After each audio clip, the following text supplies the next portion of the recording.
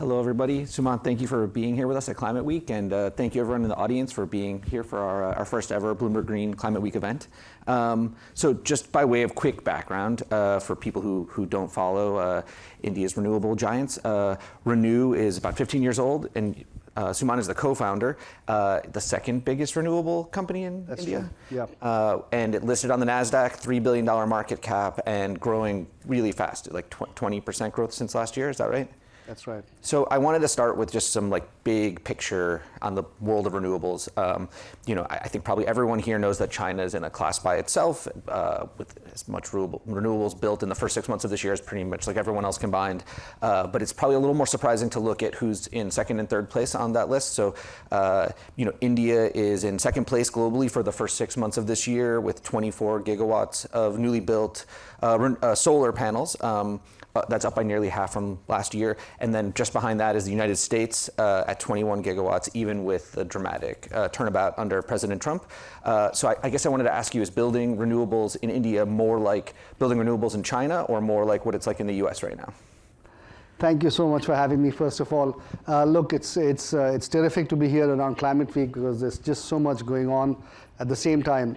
The Indian clean energy market is actually really taking off.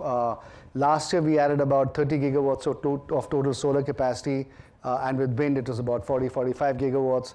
This year, we'll probably get closer to about 55 gigawatts. So to your question of whether we are more similar to China or to the US, I think we have a path that we're following that is our own. China, I think, is in a different league. As you said, they're big in manufacturing, big in capacity addition, and so on. We are just about overtaking now the US in terms of capacity addition. And I think that lead is going to widen with the stuff that is going on here and with the push that we are seeing in India. So I would say that we'll be adding about 50 to 60 gigawatts a year of renewables for the next 4 or 5 years. And then we'll probably step the pace up to a much larger amount. And the reason fundamentally is that India's power demand is growing at about 6% a year. And just to meet that demand growth, we need to add about 70 to 80 gigawatts of new renewables if all that demand had to be met by renewables right now. And of course, we can only go at a certain pace at this point. And so therefore, we also need some capacity addition from other sources beyond renewables. So in the US, the story of the growth for electricity demand is all about AI data centers. Is it different in India? What's the source of the growth in India right now? It's fundamentally very different in India. So just to give you some numbers, the US's total consumption is about 4 trillion units. India's is about 1.8 trillion units right now. But the US over the next 5 to 7 years is going to add another 1 trillion units of new demand, primarily driven by data centers. India is going to add a little bit more than that, but not driven by data centers, more driven by industrial demand, by consumer demand, by a lot of cooling demand and so on, and some small amount of data center demand. But the growth is going to be the same in absolute terms. But the nature of the demand is going to be fundamentally different. I mean, it's also worth noting, of course, that the population size in India is far, far larger. So all that energy use in the US is on a population that's, like a third of India's population or something like that. So you're really seeing the demand in India in industrial capacity and in end use by homes and people. Yeah, absolutely. I think, look, the reality is India's per capita income is about $3,000 a head compared to the US's $80,000. So we're really tiny on a per capita GDP basis. Of course, our population is about 4 times that of the US's. But just given our per capita consumption of electricity, it's going to grow quite dramatically over the next several years. So my expectation is that over the next 10 to 15 years, India is going to add much more, not just power demand, but overall energy demand, than any other country in the world. I mean, India is seen as a bellwether for the climate in general, as a sort of giant representative of developing country pathways. And I mean, there's a sort of dictum like where India goes, that's sort of where global climate goals will go. The last climate goal that India set had a goal of reaching 500 gigawatts of renewables by 2030. And as you said, the country's picking up the pace quite a bit on that goal. As the CEO of one of the biggest renewable companies, what changed in the 15 years that you've been running ReNew to sort of enable that faster build out? Look, I think several things have changed. Number one, when we started off 15 years ago, at that time, solar was costing about 20 cents a unit. Today, solar costs about 2.5 cents a unit. Wind costs about 4 to 4.5 cents a unit. Coal, which is the alternative in India, costs about 5 to 6 cents a unit. So from a pure commercial standpoint, both wind and solar are far cheaper than any other source of new electricity coming onto the grid. So I think that's really meant that there is this strong push that is there behind renewables. The second is India took a fundamentally different position on its climate change aspirations. I think India's position till about 2014 had been that, look, we didn't cause the climate change problem, we didn't cause carbon emissions to happen, so don't look to us to find solutions. But I think in 2014, Prime Minister Modi fundamentally took a different view, and that view was that, look, irrespective of who caused the problem, we need to be part of the solution because we're going to be impacted more than a lot of other countries will be. And we started pushing clean energy at that time. And in 2019, at the UNGA session in September, the Prime Minister set a target of getting to 500 gigawatts of renewables by 2030, which essentially meant that about 30 to 35% of all power generation had to come from renewable sources. Now, the interesting thing is that 500 gigawatts by 2030 is target number one. But if you look at India's slightly longer range plan of 2047, which is about 22 years away, as part of that plan, we have to add about 1,800 gigawatts of new renewable energy capacity in the next 22 years, which means that even beyond 2030, we have to keep going at the rate of at least 100 gigawatts a year every year in wind and solar capacity additions. And that is just to meet basic incremental power demand growth. We won't even start eating into the current legacy systems of coal-based power and so on. And to give you a sense, and this is my favorite stat, today the total amount of installed power generating capacity in the US is about 1,000 gigawatts. And we have to add almost twice of that in India in renewable energy. Every year. In the next 22 years. In the next 22 years. Yeah. So it's going to require several trillions of dollars worth of investments, not just on the generating side, which is what we've been talking about, but also in storage, whether it's pumped storage or batteries. It's going to require a similar investment in transmission networks. And Bhavit, this is only looking at the electricity part of the energy value chain. If you start looking at the green fuels part, or the green molecules part, which is green hydrogen, green ammonia, in which, by the way, India has now made a pretty significant move forward. Unlike almost any other country in the world, we have now auctioned off green hydrogen projects for supplying into oil refineries. We've also started doing the same thing for providing green ammonia to fertilizer companies. And those projects are also going to get started. So when you factor all that in as well, it's going to lead to even more capacity addition on the energy side. So India is a very large market already, and is going to grow fundamentally a lot more over the next 15 to 20 years. And just to be clear, so there's 5 years, or I guess a little bit less than that now, left on the 500 gigawatts goal by 2030. Right now, India is like behind the pace for that goal, right? Are you optimistic? No, not really. We are at about 240 gigawatts right now. And as I said, we'll be going at a pace of about 40 to 50 gigawatts a year. So over a 5-year period, we'll add another 250, and we'll get to the 500 gigawatts by 2030. And if not 2030, it'll be 2031, which I think is fundamentally going to be achieved. So we've seen just this dramatic shift in government policy towards solar and wind and renewable energy in the United States right now over the last 6 months. Are there things that you are on your wish list in terms of what the Indian government could do to change policy to make that build out faster or easier? Look, the thing is, all of this is great on paper. Of course, making it happen physically on the ground is a whole different ball game, right? And we all know that. First of all, we need much faster deployment of the grid infrastructure. That needs to get built ahead of time as well. The second is grid management. With all this intermittent renewables coming in, means that we need a lot more storage. So that has to come in. We need demand side management mechanisms as well. So all of that needs to come in. And then land is really a big factor. Ultimately, there's competition for land. There are some parts of the country which are barren land, and so therefore setting up solar capacities is not that difficult. But there are lots of other areas where there's agriculture going on. And so therefore there is competition for land. And dealing with small landholders is a problem from a land acquisition standpoint. So those are problems that we have to solve as we go forward. There's no other solution. I think the one piece of good news is that one thing that everybody talks about is the requirement of capital. I don't see that as being a problem. There's a ton of equity capital. There's a lot of debt capital that is willing to come in and invest. And so I think the important thing to get capital is to have properly designed policies, to give policy certainty for the future, and to make sure that the returns that are available to private sector operators are reasonably okay. And if that is the case, then capital does come in.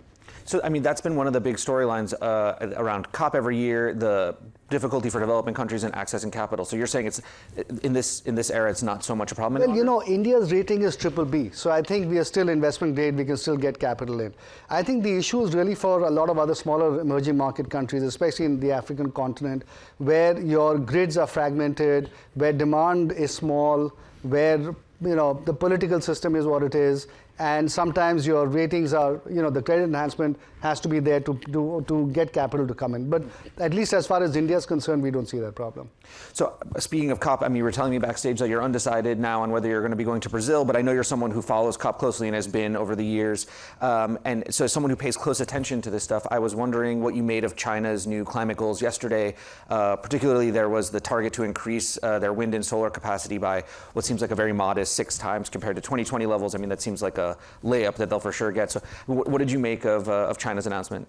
Yeah, look, I haven't gone into too much detail on looking at China's announcement and how that figures in the sort of the world's attempt to bend the curve to a level where we don't cross maybe now 2 degrees centigrade, because 1.5 seems now in the rearview mirror.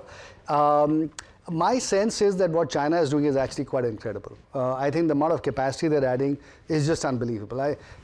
Basically they're adding 1.5 times the generation capacity that is being added by the rest of the world put together. So they're already doing a lot. It's just that it's a big country, power demand is growing as well, so they still need to add other sources of energy. So I would say that at least what I've seen happening with a few countries is that they tend to underpromise. And let's hope that that is the case here as well. Well, so I mean, you described it as what China's doing is incredible, but it also comes at some downside risk for some of your ambitions. I know ReNew is trying to become a bigger domestic manufacturer of solar panels. Obviously, what we've all been watching, the huge overcapacity of China's solar manufacturing end up in countries like Pakistan and Vietnam and all across Africa. I imagine that they must be coming in a lot to India as well. So does a sort of competition with China in the manufacturing of solar panels, how does that affect your goals and becoming a bigger builder yourself? Look, let's be clear, Aaron. Right now, nobody can compete with China on solar equipment. I think it's just impossible. They have a level of scale, they have a level of ancillary components, R&D, that they've just brought the cost down to a massive level. Obviously, they have a lot of overcapacity as well. And they also have a policy where if any country wants to set up manufacturing capacity, it's very easy for them to go in and sell at prices where domestic industry will not get developed. I think what India has done is actually something quite different. We basically said that, look, we don't want to be dependent on any other country for renewable energy equipment. We already were making wind turbines in India. And so for solar, we had to do the same thing. So the question was, how do you do that? How do you do that? We essentially did the very simple thing. We imposed barriers to imports from China. And we did that first for modules. Now we're doing it for cells. The idea is to do it for wafers and polysilicon as well. And once the government gives you that signal, and it's a clear signal, and it's forward-looking, then we as industry are able to make the investment happen. And so if you ask me honestly, I would say the cost of making modules and cells in India is higher, more expensive than it would be if you were to import it from China. But then that would lead to a total dependence on China for equipment, right? And today, India imports about $200 billion worth of fossil fuels every year. We don't want to have that dependence on China now, shifting from the fossil fuel countries to China for other energy imports. And so I think India has taken the strategic view that we want to do it ourselves. Energy security is very important, and I think a lot of countries think that way now. And so that's why we're making solar equipment now in India. Over time, I'm sure we'll be able to get the cost to come down. But are we going to be able to compete with the Chinese in markets that do not prevent their imports? I don't think so, not for the foreseeable future. We have to wait and see what happens in the US. Because the US is the other big market there that was preventing imports of Chinese modules. Mm-hmm. But, let's see how the tariff situation plays out here. My colleagues at Bloomberg Green did a story earlier this week in which they followed some American and European venture capitalists around China, and they were basically looking at things that they would not invest in because of how dominant China already is. I mean, in your ambitions to become a domestic manufacturer of solar panels, you're not looking at the export market in that because of China's dominance? That would just be for domestic use? No, look, we'd love to look at exports as well because we have sufficient capacity now. But as I said, it's hard to compete with the Chinese. So we can only compete in markets which do not want to import only from China and are looking for some diversification beyond China. And I think, look, from an overall world clean energy dependent standpoint, that's not a bad thing to have another country also that makes equipment. So you're here in the U.S. and ReNew is listed on the NASDAQ. This year at Climate Week is probably feeling a bit different in terms of the overall vibe than in the past. The U.S. government is very loudly turning its back on renewables. There was Trump's speech at the UN yesterday. Are you finding it more difficult in this environment to sell U.S. investors on solar and wind projects in India? I mean, you said you're not having problem accessing capital, but in terms of stock market investors, is it a more difficult story in this context? I would say not really, simply because I think the investors are pretty savvy. They're able to make out the differences in strategy, policy, support between what's happening here in the US and what's happening in markets like India, which are in fact still very solidly pushing the growth of renewables in our country. And as I said, most of the capacity growth in the electricity sector is happening out of renewables. There is the whole green hydrogen, green ammonia story. There's the B2B market. And at some point, data centers are going to come to India as well. And that is going to be another driver. So, look, I think the whole environment in India is vastly different from the environment here. And I think investors understand that. Now, on data centers, you said that boom has not yet come to India, but I know that part of ReNew's business includes selling carbon credits to Microsoft and Amazon, where they purchase the sort of green attributes of the energy that you generate. Is that part of their data center ambitions, that the purchase of those credits? How does that work? Look, I think you'll have to ask them, obviously, but I think the way they are looking at it is, of course, that they need to offset their global carbon footprint. They're happy to buy the actual power to the extent that they can use it, but to the extent that they can't actually use the power, they are also happy to buy carbon credits from people like us. Now, that is not the same thing as demand for data centers. I think demand for data centers is going to drive actual power requirement. And in that context, we'll have to figure out how do we actually help them get clean energy for these massive data centers. And all of that requires planning, by the way, because it's not like there is enough transmission sort of capacity available, that there isn't enough land available. All of those things will have to be planned for, because each of the data centers is going to have in the many hundreds of megawatts or even gigawatts of clean energy requirement, and sort of setting that up, planning that takes time. So one of the things we are doing is now we're getting into conversation with the Amazons and the Microsofts and the Googles of the world to really figure out what their plans are in India over the next several years. And eventually, given data localization policies that are being pursued by most governments, most data centers will have to get set up in the country of wherever they are going to supply the data. And India is actually one of the biggest markets, and I was just reading somewhere that for OpenAI, India has the second largest number of users of any country in the world. And so India is going to be a very big market, I think, eventually for data centers as well. And that's going to lead to its own set of, huge amount of demand. But that we'll have to plan for ahead of time. Now, your background before ReNew, you were at a wind company, right? And I know that ReNew is both enormous in solar and in wind, but you've not been investing in offshore wind power. In the U.S., the big story has been the kind of destruction under the Trump administration of some wind projects, even some that were quite close to completion. Even in Europe, things are not looking great for offshore wind right now. Do you see the potential for India to move into offshore wind? Not really. It's just too expensive. And we have enough onshore wind potential at this point. So why pay double the price for offshore wind? At one point, the Indian government is seriously looking at it, because a lot of European companies are coming into India and saying, do offshore wind. But they've sort of fallen by the wayside. So has that push from those companies.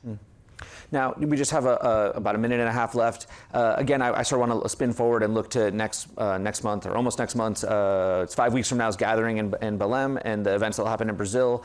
Regardless of whether or not you're going to attend, I'm curious what you're watching for and sort of what your expectations are from India. India's on the list of countries like the Europeans that haven't put forward a new NDC, a new climate goal like China did yesterday. So I guess what are you watching for in Belém, and what are your expectations of India? Well, look, first of all, I think that the world needs climate leadership. Clearly, the US is not providing that. I think the European Union has to step in to some extent. They haven't yet come out of their NDCs. It'll probably happen in October. So we'll have to wait and see how ambitious they want to be about it. But I think that's one of the things I'll be watching out for. India also has to come out with their own NDCs. But I also know that, like China, India is also likely to downplay a little bit the targets because we don't like external pressure. But having said that, the reality for countries like India and China is that clean energy is the way forward. We don't have a lot of fossil fuels, and so therefore we have to make sure that we find energy from other sources. And given the whole issue of energy security, energy affordability, there's no better solution than renewables. And I think these countries understand that. And so irrespective of the targets that we set, you also have to look at the actions that is happening in these countries. And that action really is pointing us in a pretty positive direction as well. So I would say COP, more than anything else, I would expect and I would want the world to get together, the rest of the world at least, and reaffirm that that climate change is important and that we have to continue to go down the path of bending the carbon emissions curve as steeply as we can, which right now is looking difficult, but hopefully that's what I'll be watching out for. Sumant, thank you so much for being here with us. Thank you. Thank you.